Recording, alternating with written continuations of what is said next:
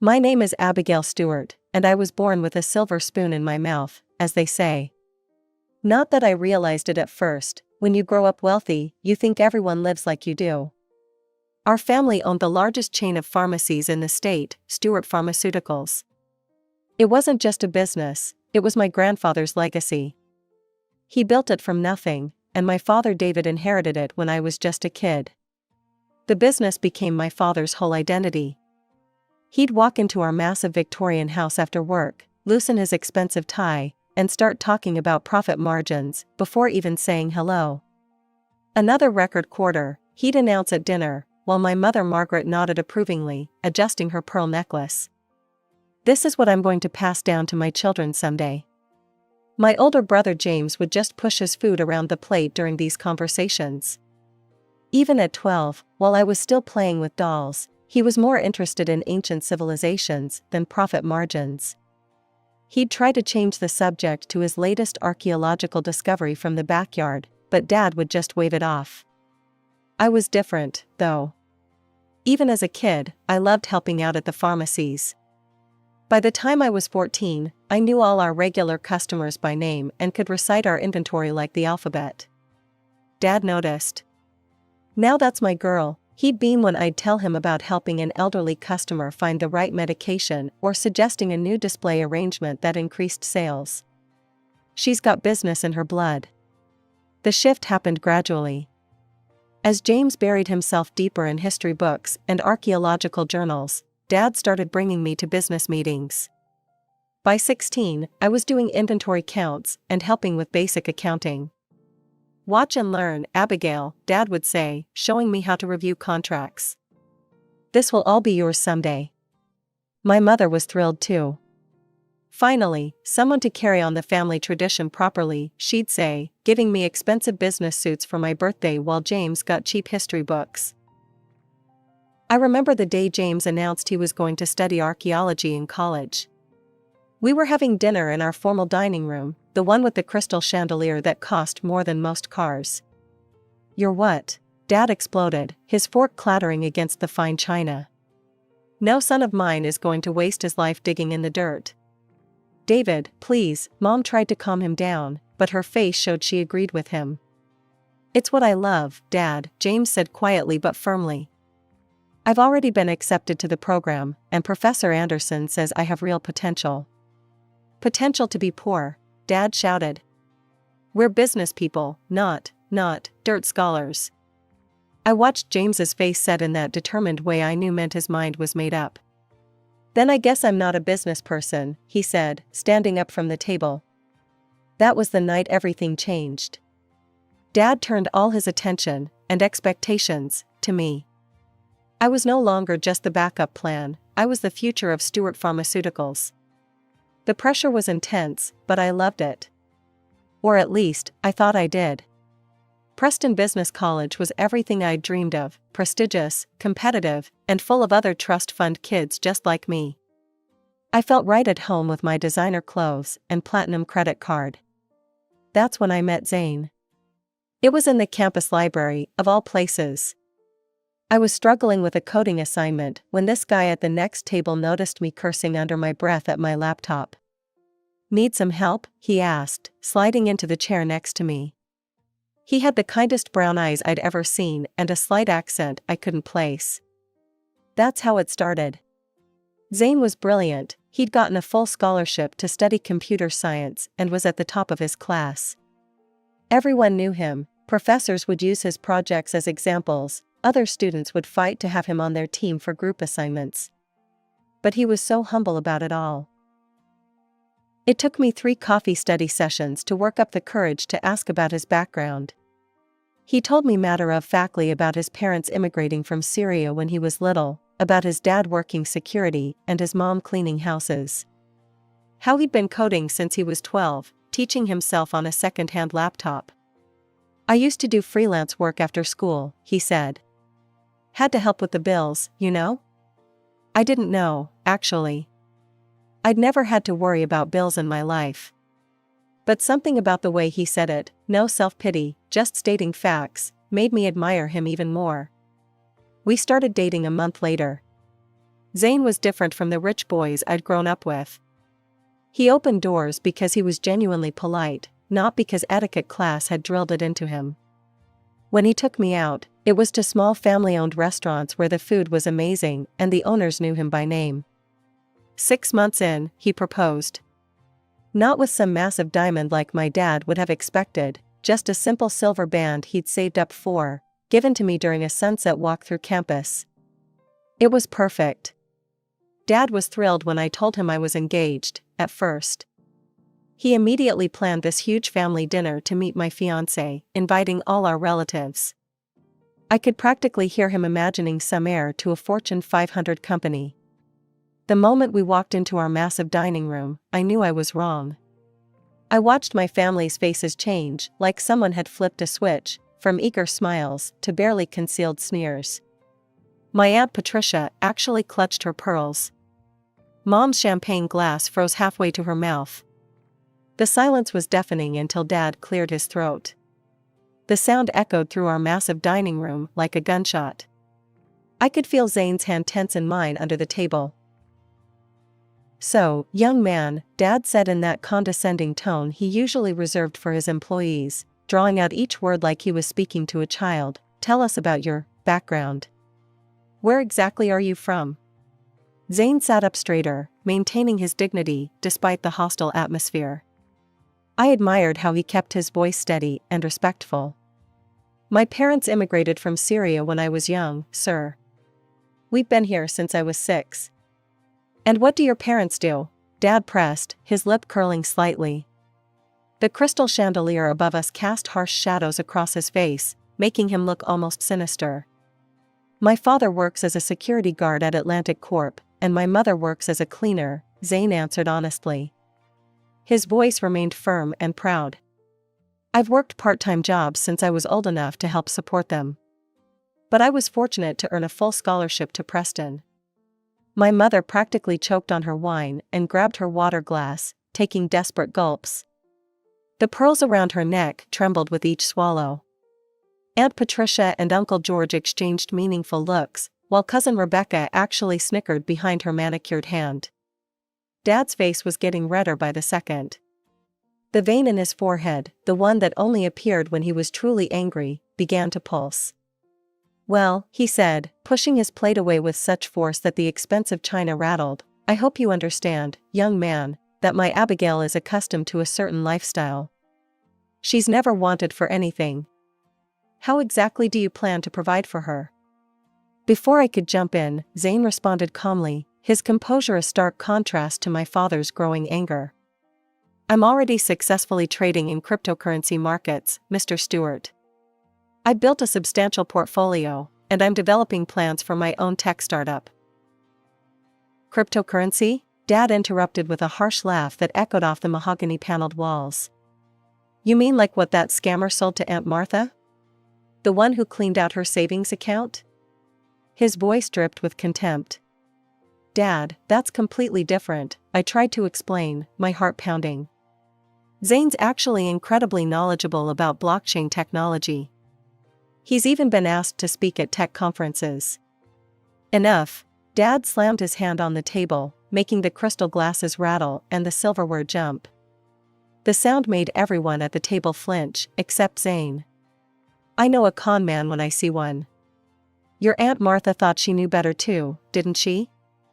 "Mr. Stewart," Zayn attempted to explain, still maintaining his composure even as my father's face grew darker, "I understand your concerns, but I assure you—" "No, you don't understand." Dad stood up, his chair scraping against the hardwood floor with a screech that made my teeth hurt. He towered over the table, his hands planted firmly on the white tablecloth. "You're not suitable for my daughter. You're a migrant from a poor family. You don't understand our values, our way of life.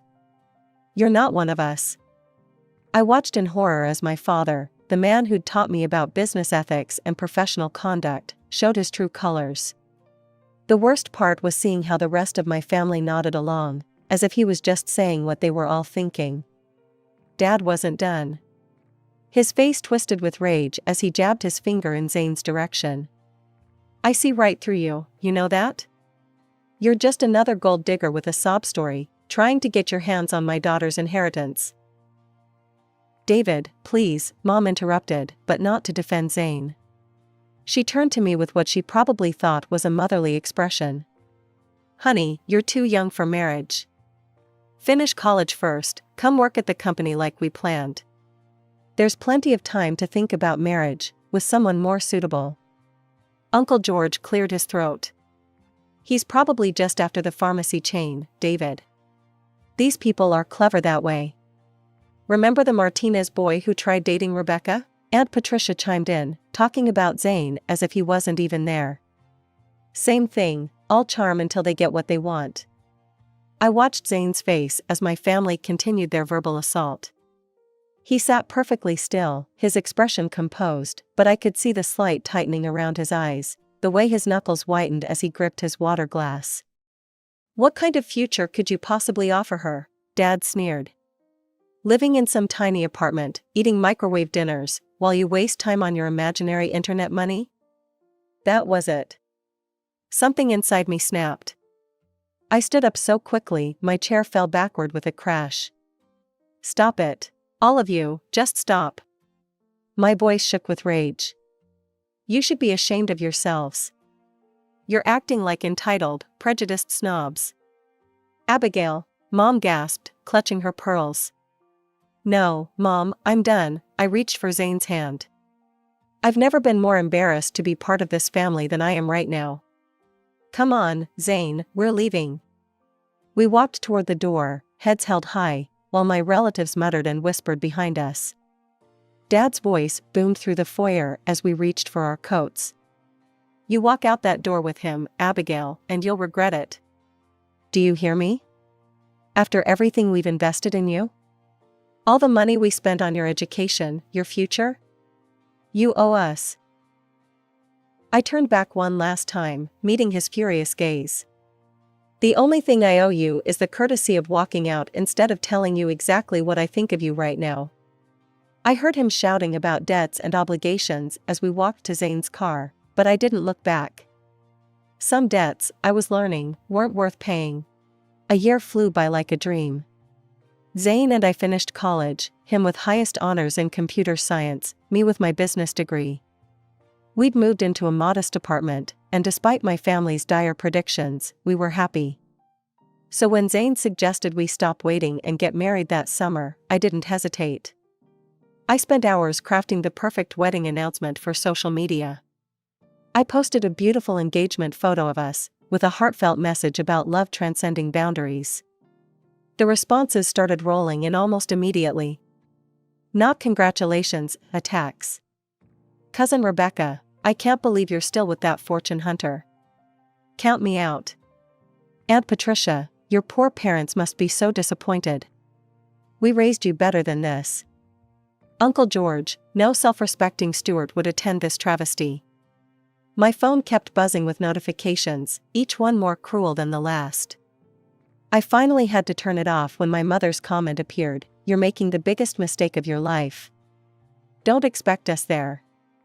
I cried for hours that night, while Zayn held me and whispered that we could postpone, that maybe they just needed more time. But I was done waiting for my family to change. No, I said, wiping my eyes. We're getting married. With or without them. I didn't expect James to come. My brother was in the middle of an important dig in Egypt, something about a previously undiscovered tomb. But 2 days before the wedding, he showed up at our apartment door, covered in desert dust and grinning. You think I'd miss my little sister's wedding? He said, pulling me into a bear hug. Besides, someone's got to walk you down the aisle. The wedding was small but beautiful. We held it in a garden, with fairy lights twinkling in the trees. Zayn's family filled one side of the aisle, warm, welcoming people who had embraced me as their own from day one. My side was painfully empty, save for James and a couple of distant cousins who had dared to defy the family boycott. A year passed. Zayn's tech career was taking off, and I'd started my own small business consultancy. We were building our life together, brick by brick, without any help from the Stewart fortune. Then the invitation came. Your presence is requested at the 60th birthday celebration of David Stewart. My hand shook as I read it. After all this time, were they finally ready to make peace? I showed it to Zayn, who squeezed my hand. It's your call, love, he said softly. But whatever you decide, we face it together. The night of the party, we dressed our best. I spent hours picking out the perfect gift, a rare first edition of my father's favorite business book, something that showed I still remembered, still cared. We walked into that familiar house, my heart pounding with nervous anticipation. The room fell silent when we entered, just like that first dinner, but I pushed ahead. With trembling hands, I presented the carefully wrapped package to my father. He didn't even look at it. Just picked it up and tossed it aside like it was garbage, the beautiful paper crinkling as it landed among the other gifts. The dinner started like a perfectly choreographed show of cruelty. Every question, every comment was designed to wound. I watched in horror as my family took turns trying to break my husband's spirit. So, Uncle George drawled, swirling his expensive wine, still playing with your internet money, or have you found a real job yet? Before Zayn could answer, Aunt Patricia chimed in. Dear, do you know which fork to use for the salad? She giggled, nudging my cousin Rebecca. These fancy dinners must be quite different from what you're used to. That's quite a simple suit you're wearing, my mother observed with a smirk. I suppose designer labels aren't in your budget? I wonder, cousin Rebecca piped up, have you ever even eaten truffle before tonight? They're quite expensive, you know. I watched Zayn's face remain perfectly composed, even as they treated him like some sort of circus attraction. He'd built a successful life from nothing, earned every bit of respect he had in the tech world, and here they were, acting like he was beneath them because he didn't inherit his success. The breaking point came when my father raised his glass. You know, he announced to the table, loud enough to silence everyone, I always wondered what would happen to my daughter if she married beneath her station. Tell me, boy, does she miss her credit cards? Her shopping sprees? Or have you managed to save enough from your little computer games to keep her in the lifestyle she deserves? Something snapped inside me. I stood up so fast, my chair toppled backward. How dare you? I was shaking with rage.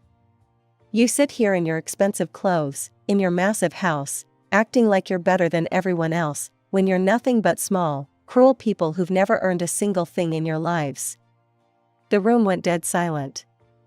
You think wealth makes you worthy? Look at yourselves. You're all so busy showing off your money that you've forgotten how to be human beings. Dad's face turned purple. He stood up, matching my stance. That's enough. I've had it with your ingratitude, your poor choices, your defense of this fortune hunter. He turned to face the table, raising his voice even louder. Let me make this absolutely clear, as of this moment, Abigail Stewart is no longer my daughter. She is disinherited, cut off completely. Then, with a theatrical flourish, he gestured to my cousin Michael, who'd been quietly preening at the other end of the table. This is my new successor. My nephew, who understands the value of family tradition, of maintaining our standards. The relatives burst into applause as Michael stood, bowing slightly. Thank you, Uncle David. I won't let you down like some people have. I looked around the table at these people I'd once called family. At my mother, clapping enthusiastically for my replacement. At my cousins, smirking with satisfaction. At my aunts and uncles, nodding approvingly at my public humiliation. Come on, Zayn, I said, taking my husband's hand. We're done here. Permanently. The next few years passed like a whirlwind. Zayn's cryptocurrency investments had been just the beginning. He used that capital to launch his own tech company, developing innovative AI solutions for businesses. Within 3 years, TechVision Enterprises was valued at over $500 million. The same internet money my father had mocked had transformed into an empire. I watched with pride as my husband's name began appearing in business magazines and tech journals. 30 Under 30, Most Innovative CEO, Tech Visionary of the Year, the accolades kept coming. But what made me proudest was how success hadn't changed him. He still opened doors for people, still remembered every employee's name, still wore simple clothes, though now they were tastefully expensive rather than cheap. I wanted to find my father and show him all these headlines. Show him how wrong he'd been. But we hadn't spoken since that disastrous birthday dinner, and honestly, I'd found peace in that silence. Then the invitation arrived. You are cordially invited to celebrate the wedding of Rebecca Stewart. I stared at the thick cream envelope in disbelief.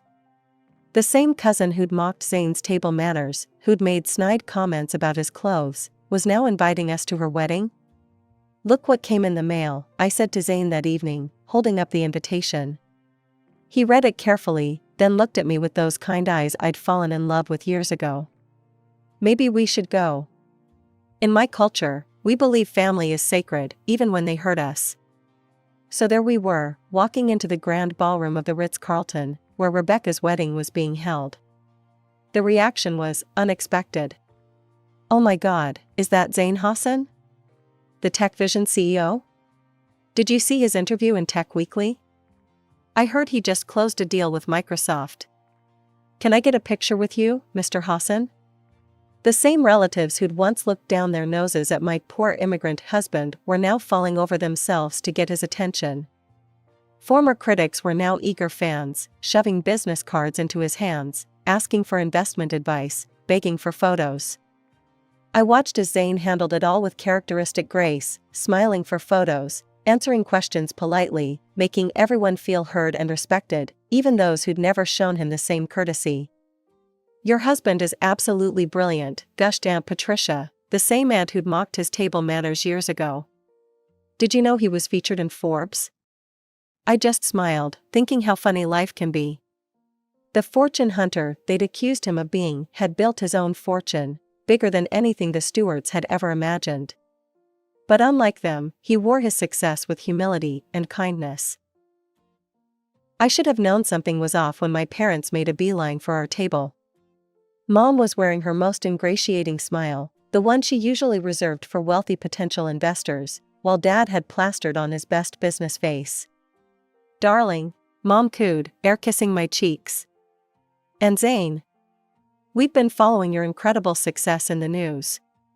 So proud to call you family. I couldn't help myself. Really? The same poor immigrant you couldn't bear to have at your table a few years ago? They flinched, but recovered quickly.